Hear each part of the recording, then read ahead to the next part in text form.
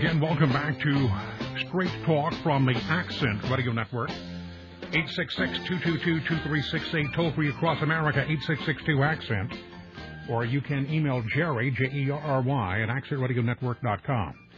Several states in the United States have been reporting record gun sales since Barack Obama took office.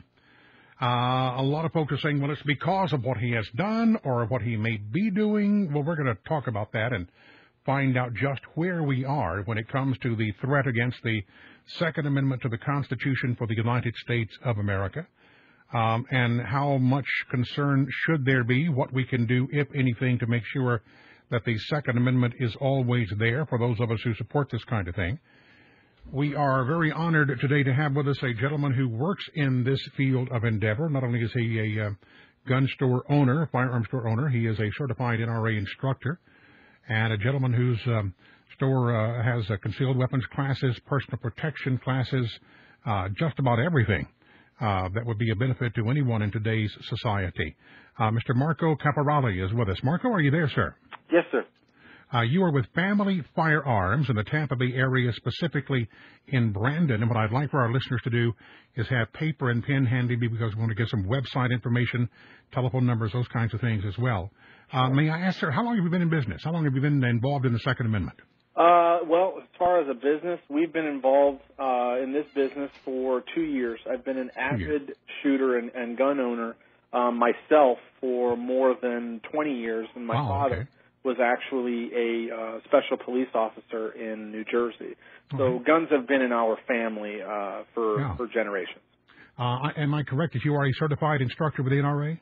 Yes, sir. Yes, we are, as well. Myself, as well as my wife, Jessica. She is also an NRA instructor. Fantastic. And you guys have Family Firearms as just that. I mean, it is kind of a family firearm store. Yes, sir. We named it Family Firearms basically for two reasons. The first and foremost is my family is here at the shop. God's blessed us. It's been a way for us to have our family at our business. But even more so than that, we geared it towards families. We found when we were consumers that there wasn't a lot of information about how to deal with either owning guns or, carrying guns if you were a concealed weapons permit holder when you have children. And so since there wasn't that much information out there, that was what our focus began and what we continue to do. Oh, fantastic. Very good. All right. In fact, I think I may hear some little ones in the background there. Yes, they're actually there. That's great. That's great. You can have your family with you. That's fantastic. Thank you. All right. Now, let me ask. I was reading some stories earlier today over the last few days. In fact, states like Alabama, Mississippi, others in the South, Midwest, and West, some are reporting record firearms sales since President Obama has taken office. Although you've only had the store there apparently for a couple of years, what is the psyche? What is the word from people who visit your store or people that you instruct in classes? Are they concerned about the Second Amendment under this president? Yeah, their concerns are really twofold. The first one is under the administration, they're concerned that their individual rights are being taken away with regard to the Second Amendment. There's been talk of legislation from the Obama administration of what they would like to do. You have other organizations that are trying to push him once he got into office in order to increase that legislation. One particular group is called the Mayors Against Illegal Guns, which a lot of people will know. Michael Bloomberg of New York is one of the largest proponents of this. And they are really seeking to, put so much legislation to the point that the average American citizen is losing their Second Amendment rights. So we get that from consumers. The second part of that is they really do fear for what with the economy and everything that is going on in our country. They have a fear that as the economy gets worse, people start to do things that they normally would not do, and their crime has increased, and you've seen that over time when you actually have a decrease in the economy. So we hear these two major points from our customers. All right. Let me ask. Obviously, as someone who has grown up in the industry and now is in the business, you may very well have a gut feeling about where we are going as a nation when it comes to the Second Amendment. If so, would you share it with us? Do you have a gut feeling that says, well, I think we're going to be able to ride this out. I think the courts are beginning to move in our fashion or in our direction, and to our fashion. Or that it is inevitable within a generation that gun ownership as we know it will not exist? Well, I have to say that I hope and I pray that we actually don't get to that point, because we've seen throughout history whenever a country actually take away Second Amendment rights, it does not look good for its citizens. So, I'm pretty sure not only the existing customers that we have, but the majority that's out there, we hope that does not happen. But my gut feeling, what I see is that I think that there will be some restrictions. We can equate to one of the newest things that the Obama administration is trying to pass, and they're trying to, which they have, and it's equivalent to the universal health care. Recently in July, they actually attempted to pass and did pass without any votes whatsoever, a certain rule where, and as gun shop owners, we have to abide by ATF, where it's called a multiple sale. So if a person comes in to purchase 2 or more handguns from our shop within a 5-day period, there's additional paperwork that we send both to the ATF and the local law enforcement agency. Well, it wasn't like that for long guns. So if you were to buy as many shotguns or as many assault rifles or as many rifles, hunting rifles you wanted, there was no additional paperwork. Well, in July, the Obama administration signed into law that the 4 border states to Mexico, California, Arizona, New Mexico, and Texas, are now required to report multiple sales by an individual. This is long gun sales now? I'm sorry? This is long gun? Yes, of long guns. Now, it's just those 4 border states. It doesn't necessarily affect any of the other states. However, I have a gut feeling that this is a foot in the door in order for it to be applied to all FFL dealers everywhere. So if indeed that happens now in those 4 states, or if it does spread to the rest of the United States, let's say that it's near hunting season, a guy comes in, buys a couple of shotguns or a shotgun and a couple of rifles.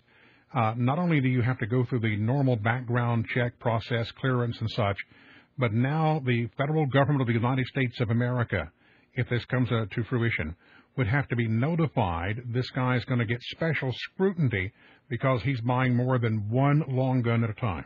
Correct. And by law, they use the information, and we've heard such a debacle with the Fast and the Furious gun runner, stuff that's been going to Mexico, and that's the basis behind it. The basis is we want to make sure that things like what's happening in Mexico, all of that doesn't happen. And so therefore, they believe that the long guns, and namely the assault rifles or the AR-15 style rifles, are the culprit.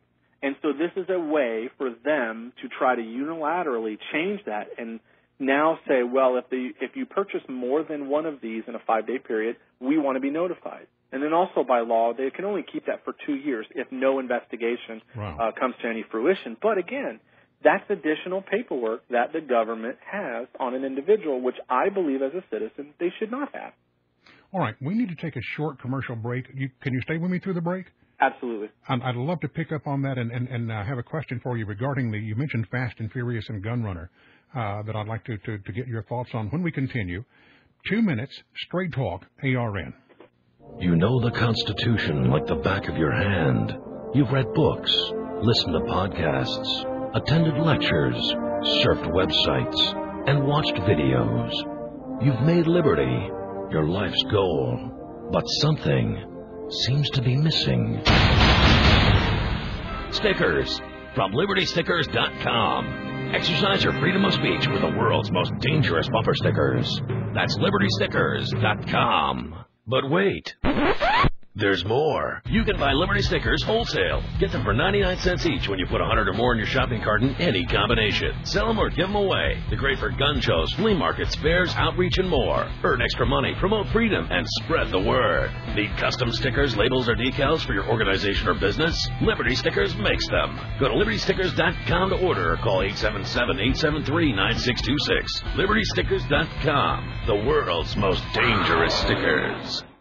Summer is here and things are heating up. It's very important to stay hydrated. But water in this heat isn't all your body loses. It loses nutrients in the way of electrolytes. Electrolytes can help keep you from cramping, feeling weak and dizzy, and generally wiped out. The perfect balance of electrolytes can be found in Daniel Chapter 1's Electrocarbs. Delicious and all natural and balanced to put your body back where it needs to be. We've got a new flavor. It's pink lemonade. Naturally tart and naturally sweetened. No artificial colors or flavors here, and the sodium content is low. Packed with potassium, magnesium, B vitamins, niacin, calcium, and others, whereas Gatorade gives you 20 times the salt and low amounts of just a couple of electrolytes.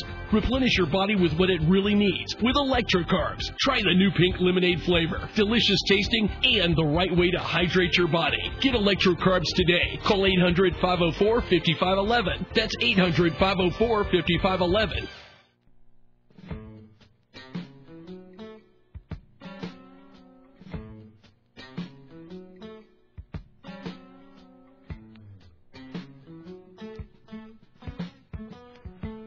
Welcome back to Straight Talk from the Accent Radio Network, and we are talking to Marco Caporale. He and his wife Jessica are owners. They're also certified NRA instructors at Family Firearms in the Tampa Bay, Florida area, specifically in the Brandon, Florida area.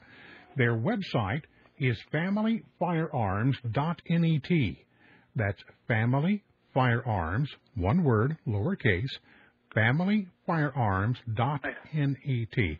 And we'll give you that information again, as well as some phone number information if you'd like to give it in just a moment. You mentioned Fast and Furious. May I call you Marco? Would that be okay? Sure, absolutely. Okay, Marco, I appreciate it. You mentioned Fast and Furious, or Gun Runner. It seems to me, and you called it a debacle, which is indeed what it is. I've got some information that looks like this is going to bring Eric Holder, by the way, into knowing beforehand that this was taking place. That's going to be very revealing and hard to cover up if indeed the information makes it to the surface and such. But either way, do you see this as a backdoor attack or a backdoor approach? Do you think that the BATFE and the federal government involved themselves in this activity with the hope that it might lead to greater restriction on firearms in America? I mean, it's an interesting question, and I'm not exactly sure that really was the goal. To be honest, I think what the goal was is to really see how the firearms that are supposedly going over to Mexico, where were they coming from, and in what process were they getting there? And if, everybody, all the media that's out there, all of the information that's been put out there, you have ATF agents who were involved in this, that basically what happens is this. Whenever an FFL dealer gets information or has some sort of thought or idea that maybe the individual is doing a straw purchase, meaning they're purchasing a gun for somebody else who themselves would not qualify for one, we're required to notify the ATF of anything. Once they get that information, then they will do a little bit of an investigation. Well, in this sense, in their Fast and Furious attempt, here they had agents who were involved that said to the FFL dealers, listen, if you get this information, go ahead, go through with the purchase. We will take that information, and prior to those firearms actually getting over to the border, we will make sure that stops. Well, they deliberately didn't do that. They wanted them to go over to the other side in order for them to have, I guess, either a little bit more meat in in getting them back in the charges or anything that they wanted. But at that point, you had ATF agents who were getting this information and actually did something right. They went to the agency and said, this is not right. We're not giving the correct information to the dealers, and this is going to essentially blow up in our face. So I think they had good intention. I don't think that their actual intention was to have this create a reason or for them to actually increase their rules. Because I'll be honest with you, as a gun store owner, they cannot handle just the paperwork and everything that they're doing now. This alone is going to add another 18,000 reports for the over the next year. But think with me just a moment, and you may very well be right, and I apologize for my cynicism here. But I'm a firm believer in the old Hegelian dialectic used by politicians and governments worldwide, that you start a problem, and you start the problem with the hope of a desired ending. I don't discount what you're saying at all. In fact, I believe you're right on target in the sense that they wanted to do what they were trying to do and finding out how the arms are taken in and such. But the entire time they were doing this, they were also painting a picture of, oh, these are the gun stores' faults. These are straw purchasers' faults. These are the gun shows' faults. We need to do something about this. So it's almost to me like they had a dual purpose, one to play the game with Mexico or Mexican cartels, but at the same time, hey guys, we can also use this maybe to put more restrictions or to get a greater amount of control on the gun buying public in America. I think you're right on that. It's the same thing that they do when they talk about the gun show loophole, where people apparently go to the gun shows and they buy guns without having to do background checks or anything else. And, of course, that's where the majority of these guns that are going to the criminals, which is obviously not true. It's not called the gun show loophole. It's private sales, and there's a whole other gamut and everything involved with that. But I think you're right. I think that they used the play on words. They wanted to show that this is an example, and it blew up in their face. All right, and with your permission, I'd like to move to another area here. I know that certified instructors, you and your wife offer different classes at your store. You have concealed weapons permit classes, personal protection classes. You have like a pepper spray defense class, first-time shooters class, kids firearm safety classes, etc.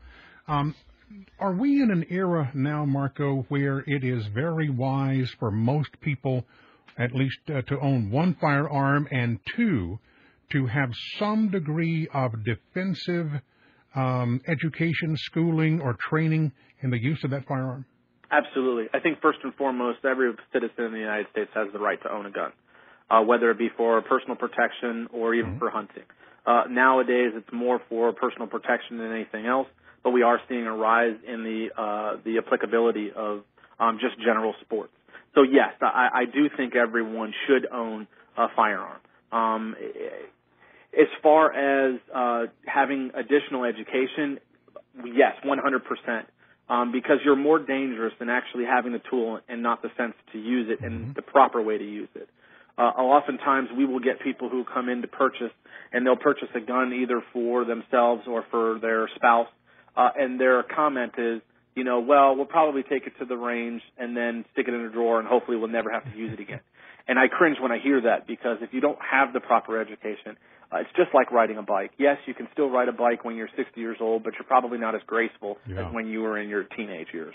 Very good point. Very good point. So, yes, so we always advocate additional training. And additional training that I tell students, listen, go to the range once a month and fire your gun. We're not talking about every week. It's not that expensive of a habit.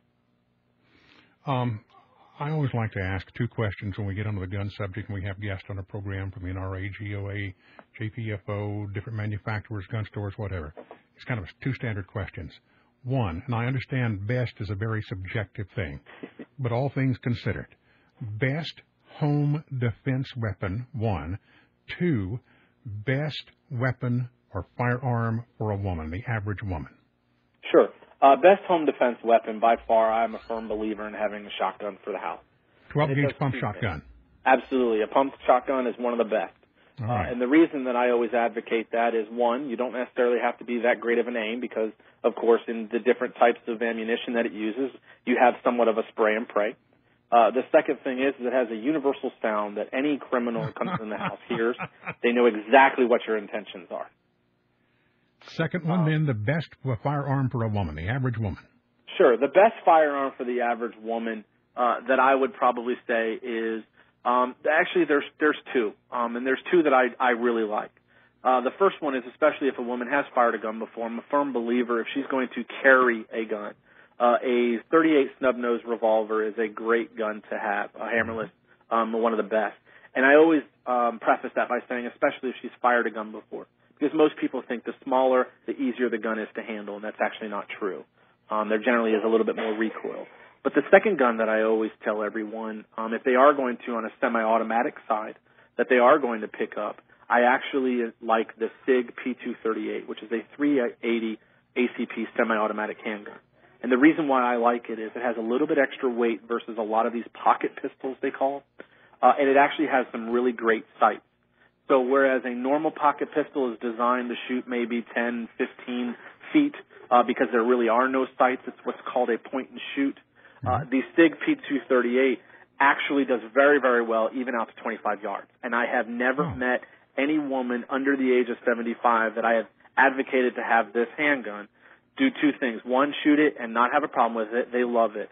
And then the second thing is they have to fight their husbands to keep it because the husbands want it.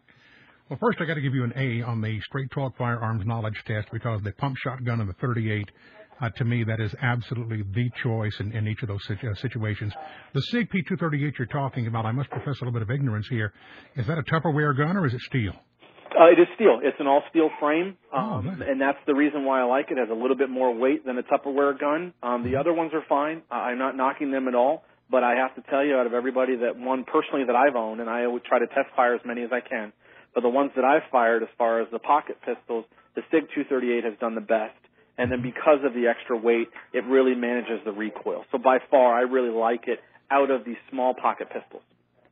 Ladies that I have talked to and people I've spoken with on the program and outside the program, again, especially women, when they talk about getting a gun, I hear two things. I'm afraid of the recoil, and I don't think I could work an automatic because my hands aren't strong enough to pull that top part back. That's what they say. Sure, absolutely. And there's two things, and my wife is the main reason why I'm knowledgeable in this area. And that is two things that you're absolutely right that they're afraid of. The first thing that we always tell our students, especially if they're women, is one, start with a lower caliber. We always advocate, and we do this in our class, we use a 22. And the reason for that is I want you not to be concerned about recoil, but to be concerned about how to handle the gun. All right, I'm sorry, let me stop you right there because here's again what I hear all the time. A 22 is not an adequate defense gun. And I hear that too. And what I always tell everybody is this. I advocate you carry the largest caliber that you can safely, accurately, and rapidly fire. You must have all three things. And I don't want to sound cold when I say this, but I'll bet you there have been more people killed and injured with a 22 caliber pistol than with a 38. Absolutely. It's the only caliber round that a doctor cannot physically take out of an individual because once it actually enters, it tumbles and ricochets, and so it may not be in the same place as far as the entry. So I always tell everybody that. All right, so the recoil. Now the part about activating the slide. Correct. Now, as far as activating the slide, I always tell them that most men are the ones that are teaching the woman how to manipulate and operate the firearm. But you actually have to think like a woman as far as physically. So what I always tell them is men have an easier time pulling back the slide. Women have an easier time pushing. So one of the things that we did for my wife is we actually did two things on her first handgun. The first was we took what is called skateboard tape. It is a gritty tape, almost like sandpaper. Oh, sure. We put that on the slide. That allows them to have a little bit more grip than they normally would have. Women's hands tend to sweat a little bit more than men. So there you've taken out the slickness part. The second thing that we tell them to do is don't pull the slide back, push the frame forward. So if they have a good grip on the top of the slide, they use their dominant hand, their shooting hand, and you push the frame forward. What that does, especially if you're pointing it in a down position, is you can visually see whether the gun is loaded, because that's the first thing they want to make sure. Mm-hmm. And from that point, we show them how to use their thumb to manipulate the slide lock so that they can actually lock it in place. Fantastic. So I've always wondered why little tricks that my wife has taught us. I've always wondered why gun owners don't put a little, like a half-inch stud on the left or right side of the frame, the slide. So you can use a door frame, you can use a tabletop or a countertop or something like that, and push it down and let it go. Absolutely. A company did that for Glock. That to me, that would be kind of a common sense thing. We're down to our last minute here. How can folks find out more about Family Firearms? And for those folks who live in the Tampa Bay area who hear our program either on stations or online, get in touch with you. Sure. You can go to our website. That's www.familyfirearms.net. We also have a Facebook page, which we put a lot of new information on, and that's facebook.com/familyfirearms. And you're always welcome to give us a call at our shop, which the phone number is 813-689-2000. And what are your hours there? Our hours during the week are from noon to 8 p.m., and we're open on Saturday from 10 a.m. to 4 and closed on Sundays. Family Firearms, very easy to remember, familyfirearms.net. And Mr. Marco Caporelli and his wife Jessica, the owners of Family Firearms in Brandon, Florida, in the Tampa Bay area. Sir, I thank you very, very much, without much notice, for sharing some expertise with us. I appreciate your courtesy and generosity of your time, and I hope you might consider coming back and being with us again sometime. Absolutely. Thank you for the opportunity. Thank you, sir. Again, that's familyfirearms.net, familyfirearms.net. Again, that's familyfirearms.net, familyfirearms.net.